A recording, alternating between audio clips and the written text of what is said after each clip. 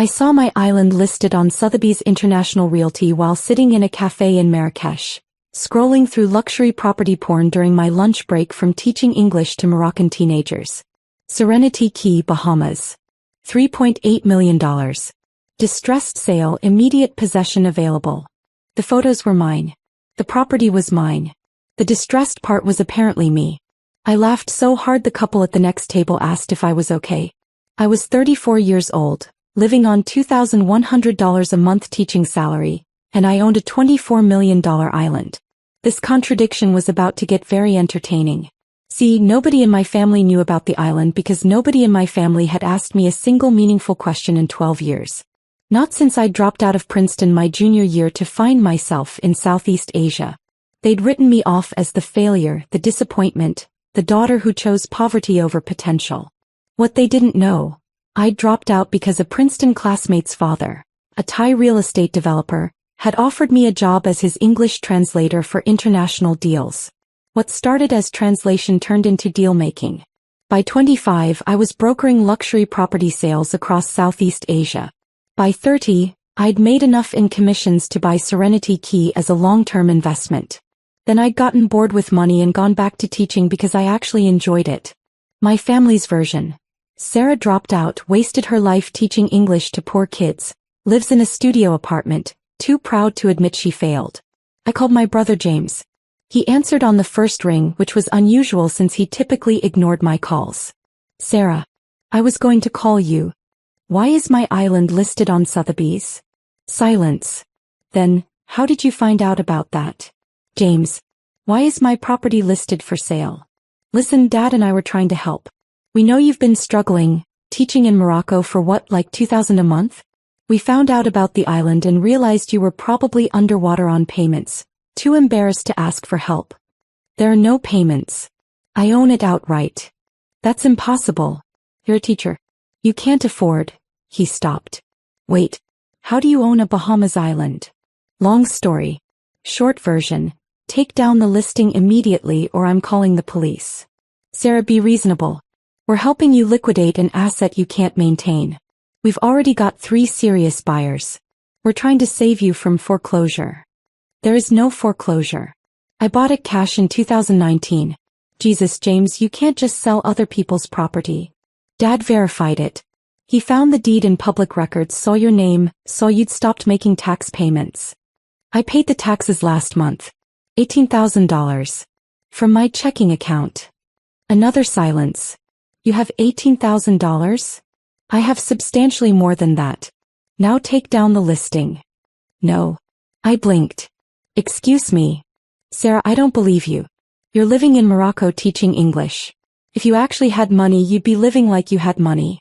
This is classic you, lying to avoid admitting you need help. Dad and I already invested $15,000 in listing fees and marketing. We're committed. You invested nothing. That's my property. Prove it. Come to the Bahamas and prove you actually own this island, that you're not broke and desperate and too proud to admit our family was right about you being a failure. He hung up. I sat there staring at my phone while Moroccan traffic buzzed past and the cafe owner refilled my mint tea. My brother had just dared me to prove I wasn't a failure. This was going to be fun. I called Sotheby's directly. Got transferred 4 times before reaching the agent handling the listing. A woman named Victoria Chin who sounded extremely professional and extremely confused. Miss Cooper, I'm so sorry for the confusion. Your brother provided all the documentation. Distress sale affidavit, power of attorney, even a letter from you authorizing the sale. Can you send me copies of everything he provided?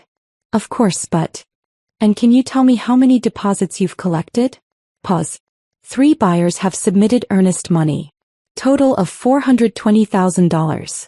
But Miss Cooper, your brother was very clear that you're in financial crisis. I'm not. But I need to see exactly what he told you. Send everything to this email. I gave her my address and hung up. The documents arrived 20 minutes later. I opened them at a cafe table while Moroccan kids played soccer in the street. James had forged a power of attorney with my signature. He'd created a fake letter from me begging the family to help sell the island before the banks took everything. He'd even manufactured bank statements showing me $340,000 in debt. The forgery was good. Really good. Almost like he'd done this before. I called my father. Sarah, before you start yelling. I'm not yelling. I'm curious. How did you find out about Serenity Key? Your landlord in Marrakesh mentioned it when I called to check on you. Said you'd listed it as an asset on your rental application. I was surprised. I didn't know teachers could afford islands, so I did some research. My landlord, who I'd never told about the island, who had no reason to know about it unless someone had called asking questions, and he'd looked up my financial background verification. Dad, did you hire an investigator to look into my finances? I wanted to make sure you were okay. You've been gone 12 years, Sarah. Living in third world countries, teaching for nothing, acting like money doesn't matter. I needed to know if you were in trouble. So you hired someone to investigate me, found out about the island, and decided to sell it without asking? We were trying to help before you hit rock bottom. The property taxes alone must be crushing you. I paid them last month. And the month before. And every month for the past 5 years. With what money? The money I earned brokering real estate deals in Thailand, Singapore, and Malaysia for 8 years before I decided to go back to teaching. Silence. Sarah, if you had that kind of money, you'd live differently. You'd have a nice apartment, a car, you'd come home more often. I live the way I want to live. I teach because I enjoy it. I own the island as an investment. These things aren't contradictory, Dad. They're just not the life you'd choose. So prove it. Come to the Bahamas. Show us this island you supposedly own. Show us you're not the failure we think you are. The challenge again. They genuinely didn't believe me. Fine. I'll be there Friday. Don't sell anything until I arrive. The showings are scheduled. If someone makes an offer we can't refuse. If you sell my property, I'll have you arrested. This isn't a negotiation, Dad. This is me telling you that you've committed fraud and you have 3 days to fix it before I involve police. I hung up. My hands were shaking. Not from anger. From the sheer absurdity of having to prove to my own family that I wasn't lying about my life. The flight from Casablanca to Nassau took 19 hours with connections. I spent the time reading the full Sotheby's listing, the marketing materials James had created, and the backgrounds of the 3 buyers who'd submitted deposits. Buyer 1. Russian oligarch looking for a Caribbean tax shelter. Deposit, $150,000. Buyer 2.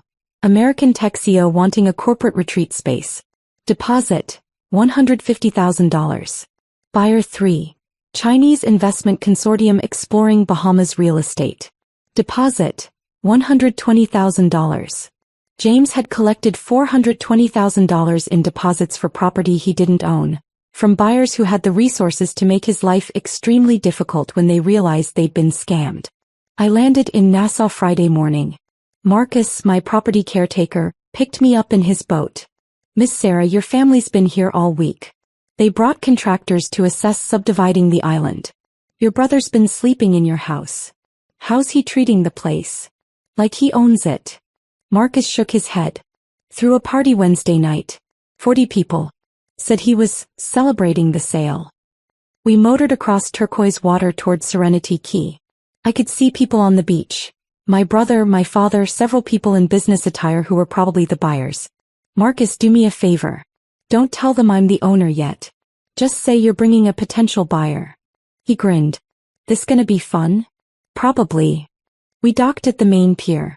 James was there immediately, wearing linen pants and a shirt that probably cost $400. He looked tanned, relaxed, like a man who'd finally found his calling as a luxury real estate broker. Welcome to Serenity Key, he said, offering his hand. I'm James Cooper, family representative for this property. Are you here for the 2 o'clock showing? I shook his hand. Sarah Chin. I'm very interested in the island. He didn't recognize me. I'd left the States with long hair and 20 extra pounds. 12 years in Morocco had thinned me, tanned me, turned my hair into a short dark crop. I looked nothing like the Princeton dropout he remembered. Excellent. Let me show you around. As you can see, this is a pristine 6-acre private island. The main residence is 4,500 square feet, for bedrooms, completely off-grid with solar and desalination systems. He walked me through my own property like a stranger. Showed me the house I'd designed. The solar array I'd installed. The dock I'd built with Marcus's help. Dad appeared from the house with the 3 other buyers. He didn't recognize me either. James, are we ready for the bidding session? Almost, Dad. Just showing Ms. Chin the property. James turned to me. We're actually doing a sealed bid auction today. All 4 interested parties submit their best offer, and we'll accept the highest above our $3.8 million minimum. Interesting approach. I pulled out my phone. And you have clear title to sell? Absolutely. The property belonged to my sister, but she's been unable to maintain it due to financial hardship. We're handling the liquidation on her behalf. Can I see the power of attorney? He showed me the forged document. My signature was nearly perfect. And your sister authorized this sale? She's struggling to admit she needs help. But legally we have full authority to proceed. Dad joined us. The property taxes alone were crushing her. She's a teacher in Morocco. Lovely girl but completely impractical about money. This sale will clear her debts and give her a fresh start. I looked at my father. Really looked at him. He believed what he was saying. He'd convinced himself this was a rescue mission. How much debt does your sister have? Approximately $340,000. Credit cards, student loans, unpaid taxes on this property. And you verified this debt personally? I hired an investigator. Saw the documentation. He pulled out the fake bank statements James had created. This is why we're selling at such a discount. We need to close fast before her creditors seize the property. I photographed the documents with my phone. Thank you. I'd like to submit a bid. Excellent. Minimum is $3.8 million. I bid $24 million. Everyone stopped. James laughed. I appreciate the enthusiasm, but that's the actual market value. Sotheby's undervalued this property by 84% to create urgency. But I've done my research. 6 acres, private island, full infrastructure, Bahamas tax advantages. This is easily worth $24 million. The Russian oligarch was pulling out his phone. The Texio looked furious. The Chinese investors were conferring in Mandarin. Dad stepped forward. Ms. Chen, while we appreciate your interest, we're looking for serious offers. I'm completely serious. I'll wire $24 million today. All cash, no financing contingencies, 7-day close. I pulled out my tablet, showed them my brokerage account statement. Current balance, $31.4 million. James grabbed the tablet, stared at the screen, looked at me, really looked at me. Sarah. Hi, James. His face went white. This is impossible. It's really not. I've been brokering high-end real estate deals in Asia for 12 years. Made about $40 million in commissions. Spent $20 million on investments and living expenses. Bought this island for $12 million in 2019. The math is pretty straightforward. Dad was shaking his head. You're a teacher. You make $2,000 a month. I make $2,100 a month teaching, yes. As I enjoy teaching. The real estate work was lucrative but boring. So I teach English to Moroccan kids during the day and manage my investment portfolio at night. It's called having hobbies, Dad. The other buyers were leaving. The Russian security detail was already escorting him to his yacht. The Texio was on his phone with lawyers. The Chinese investors looked like they were debating whether to call their government or just cut their losses. James sat down on my deck. You let us think you were broke. You assumed I was broke. I never said I was. You live in a studio apartment. Because I don't need more space. I travel constantly. Why would I maintain a huge place I never use? You teach English for poverty wages. For fun. Because 14-year-old Moroccan kids are hilarious and teaching them idioms makes me happy. Not everything is about maximizing income, James. Dad was still holding the fake bank statements. The investigator showed me proof you were in debt. The investigator showed you whatever James paid him to show you. Those bank statements are completely fabricated. I've never had a credit card balance over $3,000 in my life. I pulled up my actual bank statements. Showed them 12 years of careful investing, property management, tax payments on Serenity Key. I paid $187,000 in property taxes last month. I pay Marcus $85,000 annually to maintain this place. I've spent $8 million upgrading infrastructure. None of this is secret, Dad. You just never asked. James stood up. So this whole thing, the listing, the buyers, the deposits, is fraud. You forged my signature, created fake financial documents, and collected $420,000 from buyers under false pretenses. That's not a misunderstanding, James. That's a crime. We were trying to help. No. You were trying to prove I was a failure so you could feel better about yourselves. You hired an investigator to find dirt on my life.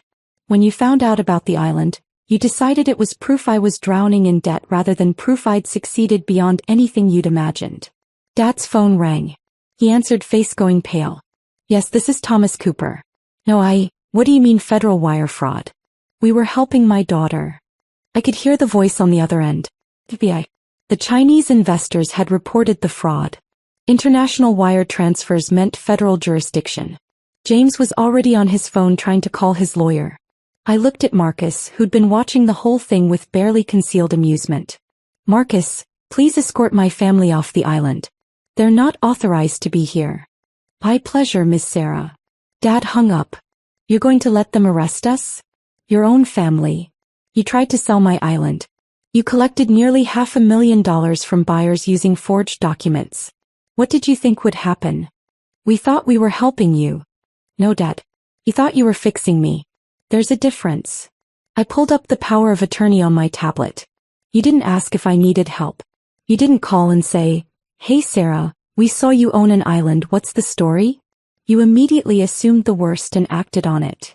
Because you've been living like you're broke for 12 years. I've been living like I value experiences over possessions.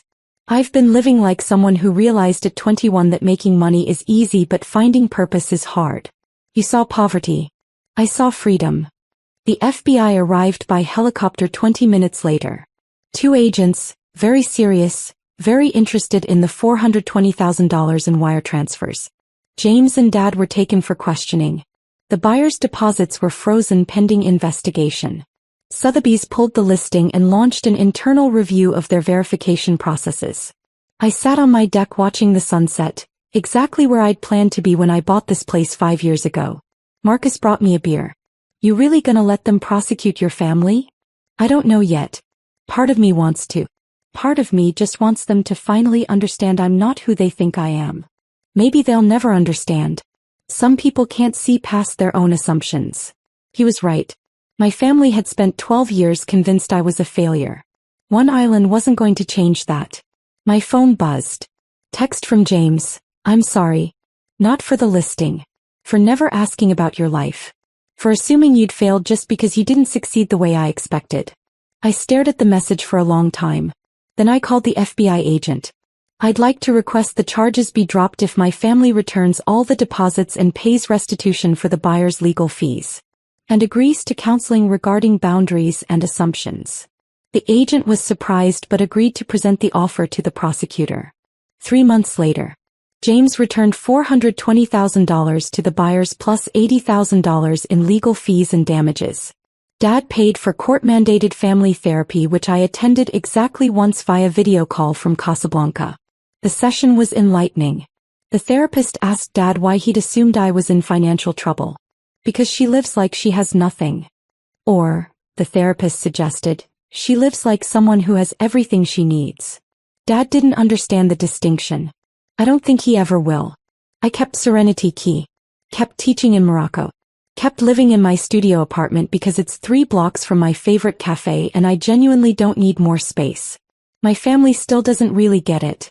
But now they at least know not to sell my property without asking.